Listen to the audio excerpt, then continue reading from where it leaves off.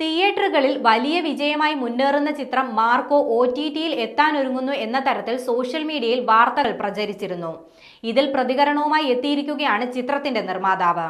ഒരു OTT പ്ലാറ്റ്ഫോമുകളുമായും മാർക്കോയുടെ കരാറുകൾ ഒപ്പുവെച്ചിട്ടില്ലെന്നും ഇപ്പോൾ പ്രചരിക്കുന്ന വാർത്ത തെറ്റായതും തെറ്റിദ്ധരിപ്പിക്കുന്നതുമാണെന്നും നിർമ്മാതാവ് ഷെരീഫ് മുഹമ്മദ് പറഞ്ഞു. ചിത്രം തിയേറ്ററുകളിൽ തന്നെ ആസ്വദിക്കേണ്ടതാണെന്നും നിർമ്മാതാക്കൾ പുറത്തുവിട്ട പോസ്റ്റിൽ പറയുന്നുണ്ട്.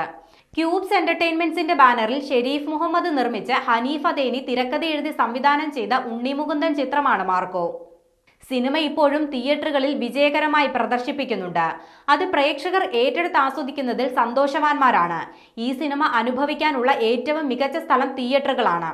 അതിനാൽ തന്നെ നിങ്ങളുടെ അടുത്തുള്ള തിയേറ്ററുകളിൽ മാർക്കോ കാണാൻ അഭ്യർത്ഥിക്കുന്നുവെന്നും നിർമ്മാതാക്കൾ വ്യക്തമാക്കി. OTT റിലീസ് സംബന്ധിച്ച തീരുമാനം കൈക്കൊള്ളുന്ന സാഹചര്യത്തിൽ അതുമായി ബന്ധപ്പെട്ട ഔദ്യോഗിക വിവരങ്ങൾ പങ്കിടുമെന്നും അതുവരെ ഈ വിഷയം സംബന്ധിച്ച തെറ്റായ വാർത്തകൾ പ്രചരിപ്പിക്കാതിരിക്കാനും വിശ്വസിക്കാതിരിക്കാനും അഭ്യർത്ഥിക്കുന്നതായി നിർമ്മാതാവ് ഷെരീഫ് മുഹമ്മദ് പങ്കുവച്ച കുറിപ്പിൽ വ്യക്തമാക്കി. ആഗോളതലത്തിൽ സിനിമ ഇതിനകം തന്നെ 100 കോടി കടന്നു. നിർമ്മാതാക്കളായ ക്യൂബ്സ് എന്റർടൈൻമെന്റ്സ് തന്നെയാണ് ഈ വിവരം സോഷ്യൽ മീഡിയയിലൂടെ പങ്കുവച്ചത്. കേരള ബോക്സ് ഓഫീസിൽ 40 കോടിയിലധികം രൂപയാണ് മാർക്കോ നേടിയത്.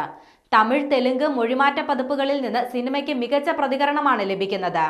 ഉണ്ണിമുകുന്ദനോടൊപ്പം സിദ്ദിഖ്, ജഗദീഷ്, ആൻസൺ പോൾ, കബീർ ദുഹാൻ സിംഗ്, അഭിമന്യു തിലകൻ, യുക്തി തരേജ തുടങ്ങിയവരും ഒട്ടേറെ ബോളിവുഡ് താരങ്ങളും പുതുമുഖ താരങ്ങളും അണിനിരന്ന ചിത്രം മലയാളത്തിലെ തന്നെ ഏറ്റവും വലിയ മാസീവ് വയലൻസ് ചിത്രം എന്ന ലേബലോടെയാണ് പ്രേക്ഷകർക്ക് മുന്നിലെത്തിയത്.